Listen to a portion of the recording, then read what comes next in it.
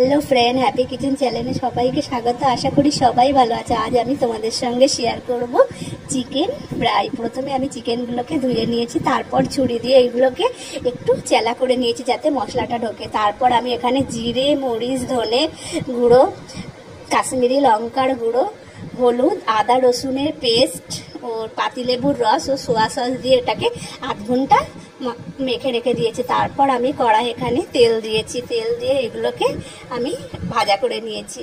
তারপর আমি একটা আলাদা পাত্রে কর্নফ্লাওয়ার, জিরে, মরিচ, ধনের গুঁড়ো, লঙ্কার গুঁড়ো ও লবণ দিয়ে ও ডিম দিয়ে এটাকে একটা ব্যাটার তৈরি করে নিয়েছি। তারপর ময়দা নিয়েছি, ময়দাটাকে নিয়ে ভাজা চিকেনগুলোকে ব্যাটারটাকে ডুবিয়ে নিয়ে তারপর ময়দাকে ভালো করে চেপে চেপে ময়দাটাকে দিতে হবে।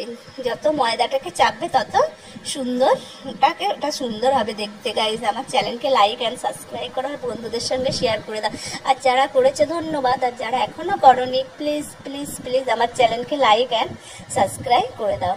একটা সুন্দর চিকেন ফ্রাই এইভাবে সুন্দর, আমরা হোটেল থেকে তো কিনতে গেলে কত টাকা দিয়ে কিনতে হয়, কিন্তু এইভাবে বাড়িতে তৈরি করলে পুরো হোটেলের মতো চিকেন ফ্রাই। গাইস, তোমরা সব সুস্থ থাকবে, ভালো থাকবে। আবার আসবো নতুন ভিডিও নিয়ে, ততক্ষণের জন্য তোমরা সব